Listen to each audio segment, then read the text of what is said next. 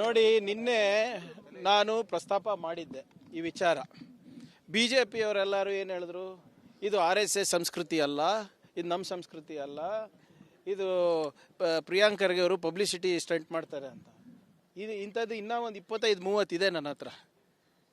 RSS ಸಂಸ್ಕೃತಿ ಏನು ಅಂತ ತೋರಿಸಿದ್ದೇವೆ. ಅವನೇನು ಹೇಳ್ತಾನೆ, ನಿನ್ನೆ ಬಿಡುಗಡೆ ಮಾಡೋದ್ರಲ್ಲಿ RSS ಇಂದ ನಾನು ಬಂದಿದ್ದೀನಿ, RSS ಅನ್ನು ನಾನು ಮೈಗೂಡಿಸ್ಕೊಂಡಿದ್ದೀನಿ, ನೀನು ಯಾರು ಬೈಯಕ್ಕೆ ಅಂತ ಏನೇನು ಬೈದಿದ್ದು ನೀವೇ ನೋಡಿದಿರಲ್ಲ. ಅದಕ್ಕೆ ಅನ್ಎಡಿಟೆಡ್ ವರ್ಷನ್ನೇ ಹಾಕಿದ್ದೀನಿ. BJP ಅವರ ಸಂಸ್ಕೃತಿ RSS ಅವರ ಶಾಖೆನಲ್ಲಿ ಏನು ಕಲಿಸ್ತಾರೆ ಅಂದ್ಬಿಟ್ಟು ನಿಮಗೆ ಹಾಕಿದ್ದೀನಿ. ಅದು ನೀವು ತೀರ್ಮಾನ ತಗೊಳ್ಳಿ. ಮತ್ತು ಯಾರ್ಯಾರು ನಿನ್ನೆ ಭಾಳ ದೊಡ್ಡ ಮಾತಾಡ್ತಾ ಇದ್ರಲ್ಲ BJP ಅವರು, BJP ನಾಯಕರು, ವಿರೋಧ ಪಕ್ಷದ ನಾಯಕರು ಇರ್ಬೋದು, ಅದು 2 ರೂಪಾಯಿಗೆ ಸಿಗ್ತದೆ, ಅದು ಸಿಗ್ತದೆ, ಇದು ಸಿಗ್ತದೆ, ದಯವಿಟ್ಟು ಅವ್ರಿಗೆ ತೋರಿಸ್ಬಿಟ್ಟು ಅವ್ರ ಹತ್ರ ಉತ್ತರ ಕೇಳಿ. ಈಗ RSSನಲ್ಲಿ ಏನು ಕಲಿಸ್ತಾರೆ, BJP ಅವ್ರು ಏನು ಕಲಿತಾರೆ, ಅದಕ್ಕೆ ಉತ್ತರ ನಾನು ಕೊಡಬೇಕಾ? ಇಲ್ಲೇ ಸಿಕ್ಕಿದೆ ಅಲ್ಲ, ಅವರೆಲ್ಲ ಮಾಜಿ ಸಂಸದರು, ಹಾಲಿ ಶಾಸಕರು ಎಲ್ಲರೂ ಮಾತಾಡ್ತಾ ಇದ್ರಲ್ಲ, ಇದಕ್ಕೇನಂತಾರೆ?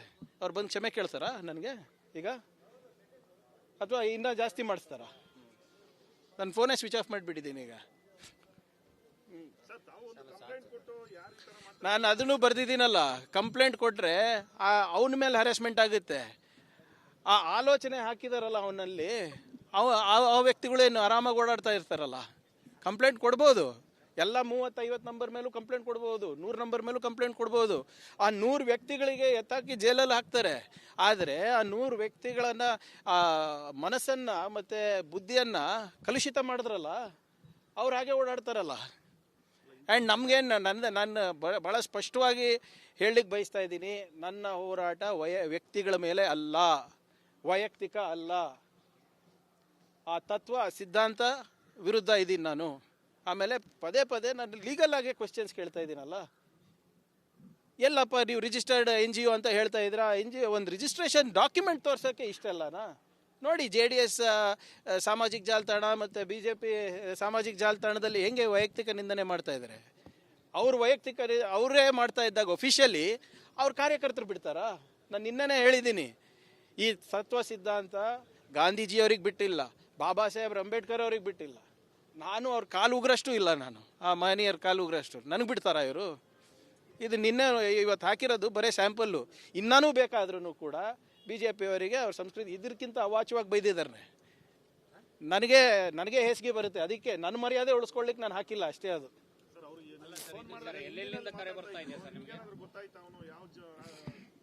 ಎಲ್ಲ ಗೊತ್ತಿದೆ ಇವರೇ. ಈಗ ನಾನು IT-BT ಸಚಿವನಲ್ಲ, ತಂತ್ರಜ್ಞಾನ ನನಗೂ ಯೂಸ್ ಮಾಡೋಕ್ಕೆ ಬರುತ್ತೆ. ಆದರೆ ನಾನು ಹೇಳ್ದಂಗೆ ಆ ವ್ಯಕ್ತಿಗೆ ನಾವು ಜೈಲಿಗೆ ಕಳಿಸಿದ್ರೆ ಏನು ಪ್ರಯೋಜನ? ಆ ವ್ಯಕ್ತಿ, ಆ ಆಲೋಚನೆ ಯಾರು ಅವನಿಗೆ ಆ ಕೋಮದ ವಿಷ ಬೀಜವನ್ನು ಬಿತ್ತಿದಾರಲ್ಲ ಅವನ ಮನಸ್ಸಿನಲ್ಲಿ, ಅವನ ಬುದ್ಧಿನಲ್ಲಿ, ಅವ್ರಿಗೆ ಒಳಗೆ ಹಾಕ್ಬೇಕಂತ ನಾನು. ಸರ್, ಇಡೀ ಕಾಂಗ್ರೆಸ್ ನಿಮ್ಮ ಬೆನ್ನಿಗೆ ನಿಂತಿದೆಯಾ? ಈಗ ಇವತ್ತೆಲ್ಲ ಬಂದು ಮಾಡಿದ್ರು. ರಾಹುಲ್ ಗಾಂಧಿ ಅವರು ಈ ತತ್ವದ ವಿರುದ್ಧ ಇದ್ದಾರಾ? ಖರ್ಗೆ ಸಾಹೇಬ್ರು ಈ ತತ್ವದ ವಿರುದ್ಧ ಇದ್ದಾರಾ? ಸಿದ್ದರಾಮಯ್ಯನವರು ಇದ್ದಾರಾ? ಮುಗೀತಲ್ಲ. ಕಾಂಗ್ರೆಸ್ ಅಲ್ವಾ ಎಲ್ಲರೂ? ಅವ್ರಿಗಿಂತ ಇನ್ಯಾರು 3 ಜನ ಎಲ್ಲರೂ ಮಾತನಾಡಿದ್ದಾರೆ, ಸದನದಲ್ಲಿ ಮಾತಾಡಿದ್ದಾರೆ, ಸದನದ ಹೊರಗಡೆ ಮಾತಾಡಿದ್ದಾರೆ, ಪಬ್ಲಿಕ್ ವೇದಿಕೆಗಳಲ್ಲಿ ಮಾತಾಡಿದ್ದಾರೆ. ಕೆಲ ಶಾಸಕರು ಅನಗತ್ಯ ಗೊಂದಲ ಬೇಡಾಗಿತ್ತು ಅನ್ನೋಂಥ ಒಪಿನಿಯನ್ ಕೊಡ್ತಾ ಇದ್ದಾರೆ. ಅವರು ಯಾವ ಶಾಸಕರು? BJP ಶಾಸಕರು ಇರ್ಬೇಕು ಇವರು. ಕಾಂಗ್ರೆಸ್ ಶಾಸಕರು ಯಾರು ಏನಂದಿಲ್ಲ, BJP ಶಾಸಕರೇ ಹೇಳ್ತಾರೆ. ನನಗೆ ಒಂದು ಮಾತು ನಾನು ಮಾಧ್ಯಮ ಸ್ನೇಹಿತರಿಗೆ ಕೇಳಲಿಕ್ಕೆ ಬಯಸ್ತಾ ಇದ್ದೀನಿ. ಒಬ್ಬ ವ್ಯಕ್ತಿ supreme court chief justice of India ಮೇಲೆ ಶೂ ಎಸಿತಾನೆ, ಈ BJP ಅವ್ರ ಬಾಯಿ ತೆಗಿಯಲ್ಲ. RSS ಅವರು ರಿಜಿಸ್ಟ್ರೇಷನ್ ದಾಖಲೆಗಳು ಕೇಳಿದ್ರು ಇಷ್ಟೆಲ್ಲ ಮೈ ಮೇಲೆ ಬೀಳ್ತಾ ಇದ್ದಾರಲ್ಲ, ಏನಕ್ಕೆ? ಇವ್ರು ಯಾರು ಕೂಡ ಇಷ್ಟೆಲ್ಲ ನನ್ನ ಬಗ್ಗೆ ಮಾತಾಡ್ತಾ ಇದ್ದಾರಲ್ಲ, ಯಾವಾಗ ಒಬ್ಬ RSS ವ್ಯಕ್ತಿ ಚೀಫ್ ಜಸ್ಟಿಸ್ ಆಫ್ ಇಂಡಿಯಾ ಮೇಲೆ ಶೂ ಎಸಿತಾರೆ ಅಂದರೆ ಅದ್ರ ಪ್ರೆಸ್ ಕಾನ್ಫರೆನ್ಸ್ ಮಾಡಿದ್ರೇನ್ರಿ? ಖಂಡಿಸಿದ್ರೇನ್ರಿ ಯಾರನ್ನ ಒಬ್ರು? ಯಾರೂ ಇಲ್ಲ. ಪ್ರಿಯಾಂಕ್ ಖರ್ಗೆ RSS ಅವರು ದಾಖಲೆಗಳು ಕೇಳಿದಕ್ಕೆ ಸರ್ಕಾರಿ ಆವರಣಗಳಲ್ಲಿ, ಸರ್ಕಾರಿ ಪ್ರಾಪರ್ಟೀಸ್ನಲ್ಲಿ, ಪ್ರೆಮೈಸಸ್ನಲ್ಲಿ ನೀವು ಇಂಥ ಚಟುವಟಿಕೆಗಳು ಯಾರೇ ಇರಬಹುದು ನಾವು ಬಿಡಬಾರ್ದು ಅಂತ ಹೇಳಿದ್ರೆ ಇವರಿಗೆ ಮೈಯೆಲ್ಲ ಜುಮ್ ಆಗಿಬಿಟ್ಟಿದೆ. ಪರಿಹಾರ ಅಲ್ಲ, ಈಗ ನೀವು ಕೇಳ್ತಾ ಇದ್ರಂತ ಸ್ವಿಚ್ ಆಫ್ ಮಾಡಿದ್ದೀನಿ. ಈಗ ನಮಗೆ ಅದು ಲೈಫ್ ಲೈನ್ ಸರ್, ನಮ್ಮ ಚಿತ್ತಾಪುರ ಜನರಿಗೆ, ಕಲಬುರಗಿ ಜನರಿಗೆ. We will do it. ನಾನು ಚರ್ಚೆ ಮಾಡ್ತೀನಿ ಹೋಮ್ ಮಿನಿಸ್ಟರ್ ಅವ್ರ ಜೊತೆ, ಏನು ಮಾಡೋದು ನೋಡ್ತೀನಿ.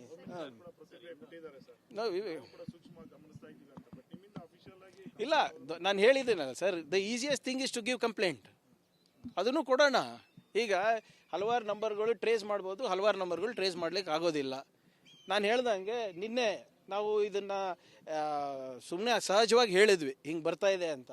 ಇವರು ಬಿ ಜೆ ಪಿಯವರು ಇಲ್ಲ ಸುಳ್ಳು ಅದು ಇದು ಅಂತಾನೆ. ನಾನು ಮಾತಾಡಬೇಕಾದ್ರೆ ಯಾವಾಗಲೂ ಕೂಡ without documents I don't speak. ಸಾಕ್ಷಿ ಪುರಾವೆ ಕಾಗದಗಳಿರಲಾರ್ದೆ ನಾವು ಮಾತಾಡ್ಲಿಕ್ಕೆ ಯಾವತ್ತೂ ಹೋಗೋದಿಲ್ಲ. ನೀವು ನನಗೆ 15 ವರ್ಷದಿಂದ ನೋಡ್ತಾ ಇದ್ದೀರಾ.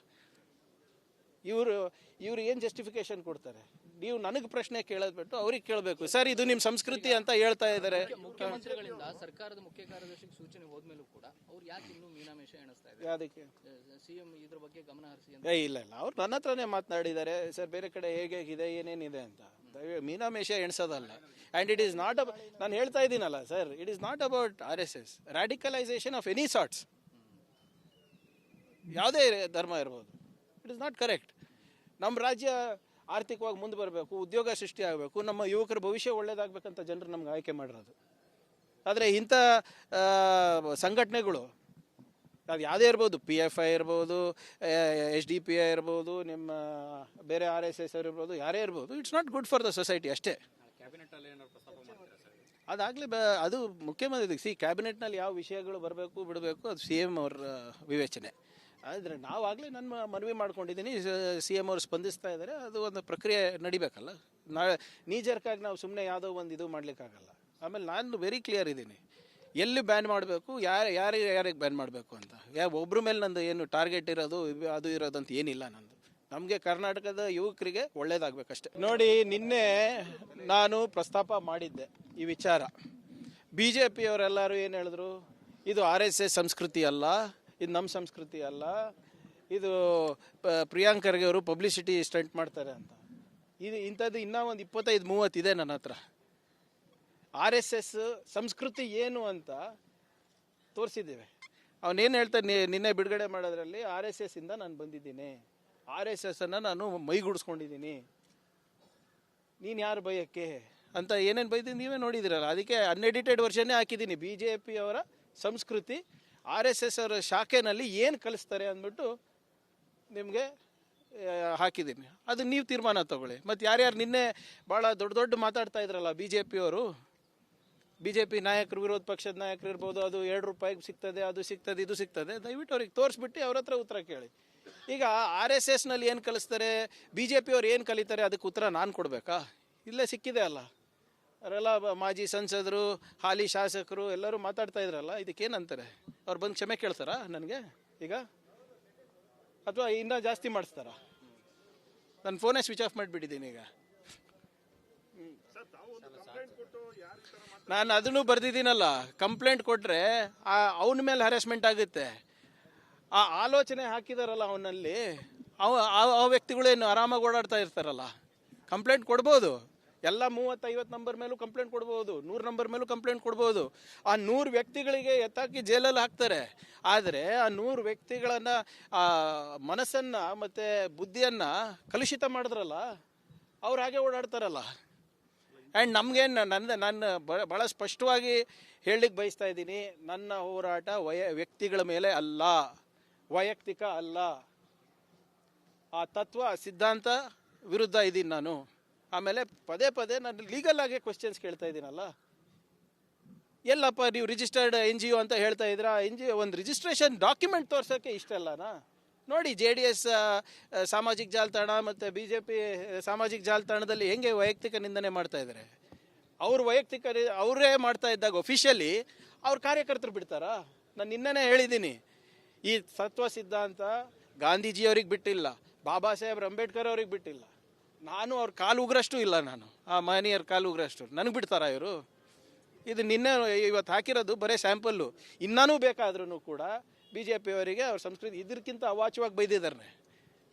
ನನಗೆ ಹೇಸಿಗೆ ಬರುತ್ತೆ. ಅದಕ್ಕೆ ನನ್ನ ಮರ್ಯಾದೆ ಉಳಿಸ್ಕೊಳ್ಳಿಕ್ಕೆ ನಾನು ಹಾಕಿಲ್ಲ ಅಷ್ಟೇ. ಅದು ಎಲ್ಲೆಲ್ಲಿಂದ ಕರೆ ಬರ್ತಾ ಇದೆ ಸರ್ ನಿಮಗೆ?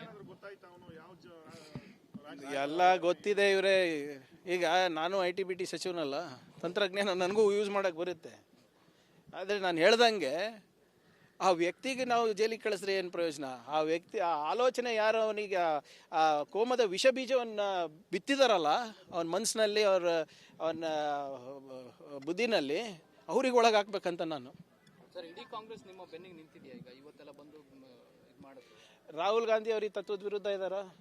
ಖರ್ಗೆ ಸಾಹೇಬ್ರು ಈ ತತ್ವದ ವಿರುದ್ಧ ಇದ್ದಾರಾ? ಸಿದ್ದರಾಮಯ್ಯನವರು ಇದ್ದಾರಾ? ಮುಗೀತಲ್ಲ. ಕಾಂಗ್ರೆಸ್ ಅಲ್ವಾ ಎಲ್ಲರೂ? ಅವ್ರಿಗಿಂತ ಇನ್ಯಾರು 3 ಜನ ಎಲ್ಲರೂ ಮಾತನಾಡಿದ್ದಾರೆ, ಸದನದಲ್ಲಿ ಮಾತಾಡಿದ್ದಾರೆ, ಸದನದ ಹೊರಗಡೆ ಮಾತಾಡಿದ್ದಾರೆ, ಪಬ್ಲಿಕ್ ವೇದಿಕೆಗಳಲ್ಲಿ ಮಾತಾಡಿದ್ದಾರೆ. ಕೆಲ ಶಾಸಕರು ಅನಗತ್ಯ ಗೊಂದಲ ಬೇಡಾಗಿತ್ತು ಅನ್ನೋಂಥ ಒಪಿನಿಯನ್ ಕೊಡ್ತಾ ಇದ್ದಾರೆ. ಅವರು ಯಾವ ಶಾಸಕರು? BJP ಶಾಸಕರು ಇರ್ಬೇಕು ಇವರು. ಕಾಂಗ್ರೆಸ್ ಶಾಸಕರು ಯಾರು ಏನಂದಿಲ್ಲ, BJP ಶಾಸಕರೇ ಹೇಳ್ತಾರೆ. ನನಗೆ ಒಂದು ಮಾತು ನಾನು ಮಾಧ್ಯಮ ಸ್ನೇಹಿತರಿಗೆ ಕೇಳಲಿಕ್ಕೆ ಬಯಸ್ತಾ ಇದ್ದೀನಿ. ಒಬ್ಬ ವ್ಯಕ್ತಿ supreme court chief justice of India ಮೇಲೆ ಶೂ ಎಸಿತಾನೆ, ಈ BJP ಅವ್ರ ಬಾಯಿ ತೆಗಿಯಲ್ಲ. RSS ಅವರು ರಿಜಿಸ್ಟ್ರೇಷನ್ ದಾಖಲೆಗಳು ಕೇಳಿದ್ರು ಇಷ್ಟೆಲ್ಲ ಮೈ ಮೇಲೆ ಬೀಳ್ತಾ ಇದ್ದಾರಲ್ಲ, ಏನಕ್ಕೆ? ಇವ್ರು ಯಾರು ಕೂಡ ಇಷ್ಟೆಲ್ಲ ನನ್ನ ಬಗ್ಗೆ ಮಾತಾಡ್ತಾ ಇದ್ದಾರಲ್ಲ, ಯಾವಾಗ ಒಬ್ಬ RSS ವ್ಯಕ್ತಿ ಚೀಫ್ ಜಸ್ಟಿಸ್ ಆಫ್ ಇಂಡಿಯಾ ಮೇಲೆ ಶೂ ಎಸಿತಾರೆ ಅಂದರೆ ಅದ್ರ ಪ್ರೆಸ್ ಕಾನ್ಫರೆನ್ಸ್ ಮಾಡಿದ್ರೇನ್ರಿ? ಖಂಡಿಸಿದ್ರೇನ್ರಿ ಯಾರನ್ನ ಒಬ್ರು? ಯಾರೂ ಇಲ್ಲ. ಪ್ರಿಯಾಂಕರ್ಗೆ RSS ಅವರು ದಾಖಲೆಗಳು ಕೇಳಿದಕ್ಕೆ ಸರ್ಕಾರಿ ಆವರಣಗಳಲ್ಲಿ, ಸರ್ಕಾರಿ ಪ್ರಾಪರ್ಟೀಸ್ನಲ್ಲಿ, ಪ್ರೆಮೈಸಸ್ನಲ್ಲಿ ನೀವು ಇಂಥ ಚಟುವಟಿಕೆಗಳು ಯಾರೇ ಇರಬಹುದು ನಾವು ಬಿಡಬಾರ್ದು ಅಂತ ಹೇಳಿದ್ರೆ ಇವರಿಗೆ ಮೈಯೆಲ್ಲ ಜುಮ್ ಆಗ್ಬಿಟ್ಟಿದೆ. ಪರಿಹಾರ ಅಲ್ಲ, ಈಗ ನೀವು ಕೇಳ್ತಾ ಇದ್ರಂತ ಸ್ವಿಚ್ ಆಫ್ ಮಾಡಿದ್ದೀನಿ. ಈಗ ನಮಗೆ ಅದು ಲೈಫ್ ಲೈನ್ ಸರ್, ನಮ್ಮ ಚಿತ್ತಾಪುರ ಜನರಿಗೆ, ಕಲಬುರಗಿ ಜನರಿಗೆ. We will do it. ನಾನು ಚರ್ಚೆ ಮಾಡ್ತೀನಿ ಹೋಮ್ ಮಿನಿಸ್ಟರ್ ಅವ್ರ ಜೊತೆ, ಏನು ಮಾಡೋದು ನೋಡ್ತೀನಿ.